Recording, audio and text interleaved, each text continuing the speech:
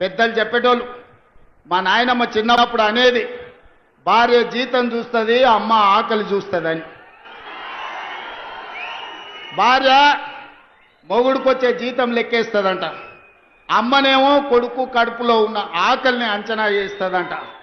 ఆ అమ్మ పాత్ర సోనియమ్మ పోషించి ఈ బిడ్డలకు ఆకలి ఉండొద్దు, ఆహార భద్రత చట్టాన్ని తేవాలి, పేదవాడిని ఆదుకోవాలని సోనియమ్మ ఆహార భద్రత చట్టం తెస్తే దొడ్డు బియ్యాన్ని సన్న బియ్యం ద్వారా ఆ ఆకలి తీర్చాలని పెద్దలు మిత్రులు ఉత్తమ్ కుమార్ రెడ్డి గారు సివిల్ సప్లైస్ కార్పొరేషన్ ద్వారా ఈ రోజు దేశంలోనే మిత్రులారా 10 ఏళ్ళు మేధావుల మన్నోళ్ళు, 80,000 పుస్తకాలు చదివినోళ్ళు, తెలంగాణ మూల మూలన నరాన నాకు తెలుసు ఎవరికి తెలుసు అని అడిగినోడు 10 ఏళ్లలో ఎన్నడన్న సన్నబియ్యం పేదోళ్ళకి ఇయ్యాలని ఆలోచన చేసిండా?